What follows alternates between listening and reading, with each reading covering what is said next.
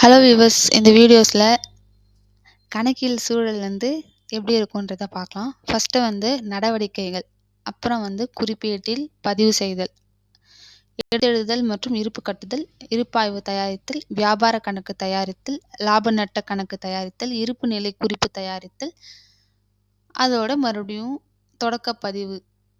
அதிலிருந்து குறிப்பேட்டில் நம்ம நெக்ஸ்ட் இயருக்கு அப்படியே ஸ்டார்ட் பண்ணினே போவோம். ஸோ ஃபஸ்ட்டு நான் பிஸ்னஸ் ஸ்டார்ட் பண்ணுறேன் அப்படின்னா, ஸோ கேஷை நான் பிஸ்னஸுக்கு கொடுக்குறேன்.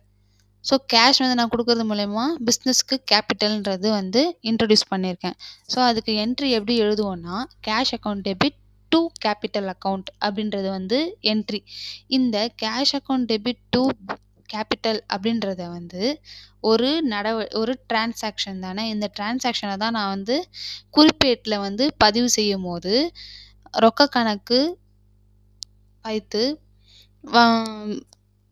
முதல் கணக்கு வரவு அப்படின்னு சொல்லிட்டு நான் ரெக்கார்ட் பண்ணுவேன். ரொக்க கணக்கு பைத்து முதல் கணக்கு வரவு அப்படின்னு சொல்லிட்டு ஜேர்னல் என்ட்ரி குறிப்பேட்டில் நான் பதிவு செய்வேன். இப்போது எடுத்து எழுதுதல் மற்றும் இருப்பு கட்டுதல் அப்படின்னா, எடுத்து எழுதுவேன். எந்த மாதிரி எடுத்து எழுதுவேன்னா, இப்போ ரொக்க கணக்குன்னு ஒன்று எழுதியிருக்கேன், அடுத்து முதல் கணக்குன்னு ஒன்று எழுதியிருக்கேன். அப்போது ஃபஸ்ட்டு ரொக்க கணக்குனாக்கா அந்த ரொக்க கணக்கில் யார் ரொக்கம் எதுக்காக வந்தது அப்படின்னா கேபிட்டலுக்காக வந்துச்சா. அப்போது அந்த ரொக்க கணக்குன்னு ஒரு ஹெட்டிங் போட்டுட்டு அந்த ஹெட்டிங்கில் முதல் கணக்கு அப்படின்னு சொல்லிட்டு நான் அந்த அமௌண்ட்டை காமிப்பேன். அதுக்கப்புறமா முதல் கணக்குன்னு ஒரு ஹெட்டிங் எடுத்து எழுதுவேன். அந்த முதல் கணக்கில் முதல் எப்படி வந்துச்சு வியாபாரத்துக்கு? ரொக்கமாக தானே வந்தது, இல்லை அசட்டாக வந்ததா? நமக்கு ரொக்கமாக தான் நம்ம இன்ட்ரடியூஸ் பண்ணோம் பிஸ்னஸ்க்கு. ஸோ ரொக்க கணக்குன்னு சொல்லிட்டு நான் அந்த கேபிட்டல்ன்ற ஒரு ஹெட்டிங்கில் ரொக்க கணக்குன்றதை எழுதி அந்த அமௌண்ட்டை நான் காமிப்பேன். ஸோ பேலன்ஸ் இருந்ததுனாக்கா இருப்பு கட்டுதல், பேலன்ஸ் இருந்ததுனாக்கா நான் பேலன்ஸ் எவ்வளோ இருக்குது அப்படின்றத 31 மார்ச்சில் நான் காமிப்பேன். ஸோ பேலன்ஸ் இல்லை அப்படின்னாக்கா நில் பேலன்ஸ்ன்னு சொல்லிட்டு நம்ம அதையும் காமிப்போம். அடுத்து இருப்பாய்வு தயாரித்தல் அப்படின்னா, டெபிட்னா டெபிட் பேலன்ஸ் எல்லாம் எவ்வளோ இருக்குது, கிரெடிட்னா கிரெடிட் பேலன்ஸ்லாம் எவ்வளோ இருக்குதுன்னு நம்ம காமிக்கணும். ஸோ இருப்பாய்வு தயாரித்தல், இந்த டெபிட்டும் உடைய டோட்டலும் கிரெடிட்டுடைய டோட்டலும் ஸோ ஈக்குவலாக வரணும், வந்து தான் ஆகும். சப்போஸ் அப்படி வரலன்னா அதுக்கு என்ன மாதிரியான சொல்யூஷன்றதை நம்ம இன்னும் போக போக பார்க்கலாம். பட் எப்போவுமே பேலன்ஸு டேலி ஆகி தான் ஆகணுமே. அதை ட்ரையல் பேலன்ஸ்ன்னு சொல்லுவோம். அதுதான் இருப்பாய்வுன்னு இங்கே சொல்லியிருக்கோம். அடுத்து இருப்பாய்வில் எல்லாமே கரெக்டாக ரெண்டுமே பற்றும் சரி வரவும் சரி ரெண்டுமே டேலி ஆகிடுச்சு, ரெண்டுமே பேலன்ஸ் கரெக்டாக இருக்குனாக்கா அடுத்து தான் நம்ம வியாபார கணக்குன்றதை தயாரிப்போம். வியாபார கணக்கு அப்படின்னாக்கா ட்ரேடிங் அக்கௌண்ட்டுன்னு சொல்லுவோம். ஸோ நம்ம ஃபஸ்ட்டு நடவடிக்கையில் பிஸ்னஸில் என்ன நடந்துச்சு, குறிப்பேடுன்றது டெய்லி ரெக்கார்ட் பண்ணுவோம். ஸோ டெய்லி என்ன நடந்துச்சோ நம்ம அதெல்லாம் ரெக்கார்ட் பண்ணிட்டோம். ரெக்கார்ட் பண்ணதை ஒரு நாளைக்கு ஒரு 10 தடவை நடந்திருக்குனாக்கா அதை இந்த குறிப்பேட்டில் பதிவு செஞ்சுருப்போம். அந்த 10 தடவை நடந்ததை ஒரே ஹெட்டிங்கில் மொத்தத்தையும் அழகாக எழுதுவோம். ஒரு ஹெட்டிங்கில் மொத்தத்தையும் நம்ம ஒரு டேட்லேயும் எவ்வளோ நடந்ததுன்றதை ஒரே ஹெட்டிங்கில் எல்லாமே காமிக்கிறது எடுத்து எழுதுதல்னு சொல்லுவோம். இதை பேரேடுன்னு சொல்லுவோம்.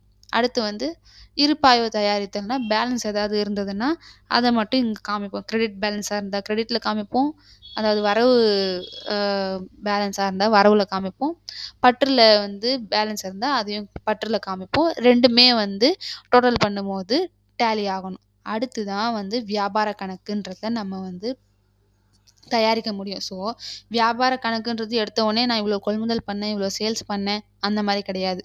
ஸோ 1, 2, 3, 4 இந்த 4 ஸ்டேஜை தாண்டிட்டு தான் நம்ம இந்த வியாபார கணக்குன்றதை தயாரிக்க முடியும். ஸோ வியாபார கணக்கில் மொத்த லாபம்ன்றதை நம்ம கண்டுபிடிப்போம். வியாபார கணக்கு எதுக்கு போடுறோன்னா, மொத்தமாக எவ்வளோ லாபம் வந்துச்சு அப்படின்றத நம்ம கண்டுபிடிப்போம்.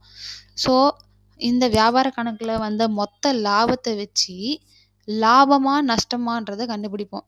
அதுதான் ஏற்கனவே மொத்த லாபம்னு வந்துச்சு. அப்புறம் எதுக்கு இது வேற நம்ம கண்டுபிடிக்கணும் அப்படின்னா, இப்போ நான் வியாபாரம் எனக்கு தெரிஞ்சு நான் என்ன பண்ணியிருப்பேன், கொள்முதலுக்காக செலவு பண்ணியிருப்பேன்.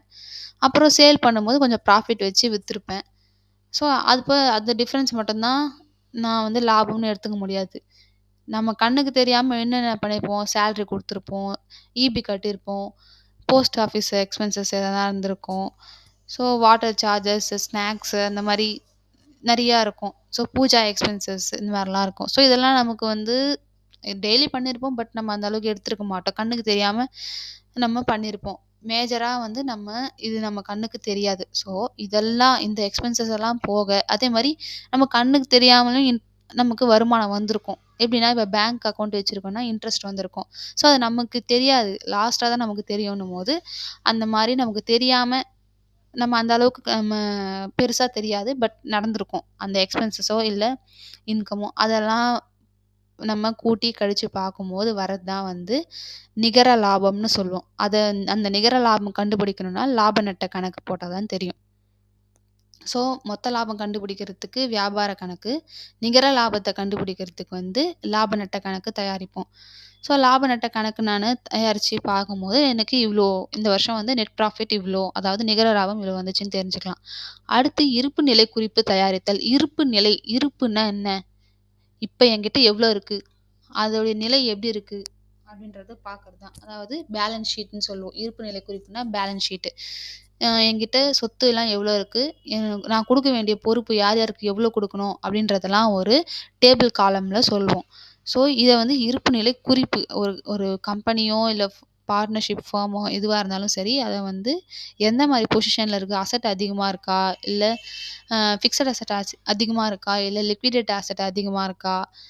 இல்ல லிக்விடேட் லயபிலிட்டி அதிகமா இருக்கா? அந்த மாரியெல்லாம் வந்து ஒரு ஒரு ஒரு சில ஹெட்டிங் மூலியமா செப்பரேட்டா காமிக்கும். அத பத்தி பார்க்கறது தான் வந்து இருப்புநிலை குறிப்பு. ஸோ, இந்த இருப்புநிலை குறிப்புல லயபிலிட்டி அதாவது பொறுப்பும், சொத்து அதாவது அசெட் இது 2டோடைய வேல்யூவும் வந்து ஒரே அளவு இருக்கணும். அதாவது நம்ம சொத்துக்கு ஏத்த பொறுப்பு தான் இருக்கணுமே, பொறுப்புக்கு ஏத்த சொத்து தான் இருக்கணும். அப்போ 2 பேலன்ஸுமே வந்து நமக்கு ஒரே மாதிரியா வந்தா தான் நம்ம போட்டிருக்க கணக்கு என்டயர் ஸ்டேஜும் வந்து கரெக்ட்டா போட்டிருக்கோம்னு அர்த்தம். ஸோ இந்த பேலன்ஸ் டேலி ஆகலன்னா நம்ம இந்த 6 ஸ்டேஜ்ல 1, 2, 3, 4, 5, 6 இந்த 6 ஸ்டேஜ்ல எங்கேயோ நம்ம அக்கவுண்டிங் பிரின்சிபல் படி ஃபாலோ பண்ணாம ரெக்கார்ட் பண்ணியிருக்கோன்றத தெரிஞ்சுக்கலாம். ஸோ அப்படி இருந்ததுன்னா நம்ம இந்த 6 ஸ்டேஜ்ல எங்க நடந்திருக்கோம் அப்படின்றத நம்ம பார்க்கணும். அது வந்து செப்பரேட்டா ஒரு சாப்டர்ல பார்ப்போம். ஸோ இந்த வருஷம் நான் பிசினஸ் ஸ்டார்ட் பண்ணும்போது 1, 2, 3, 4, 5, 6, 7 ஸ்டேஜ் வந்துட்டேன்னா, ஸோ இந்த 7 ஸ்டேஜ்ல நானு 31 மார்ச்ல வந்து என்னுடைய பிசினஸோடைய இருப்பு நிலை எப்படி இருக்கு அப்படின்றத நான் காமிச்சுட்டேன். இப்ப அடுத்த வருஷம் வந்து இந்த இருப்புல இவ்ளோ பேலன்ஸ் இருந்ததுல்ல, இதே தான் அடுத்த வருஷமா நான் வந்து என்கிட்ட இவ்ளோ அசெட் இருந்துச்சா, அப்ப நான் இந்த வருஷம் புதுசா எதனா பண்ணியிருக்கேன் அப்படின்னாக்கா, மறுபடியும் குறிப்பேடுலேருந்து ஸ்டார்ட் பண்ணுவோம். ஸோ நெக்ஸ்ட் இயர்லன்னும்போது நடவடிக்கை வராது.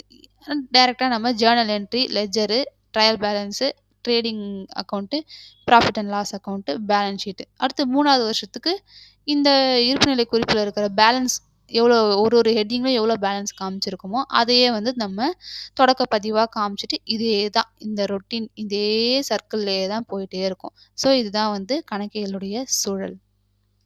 Thank you.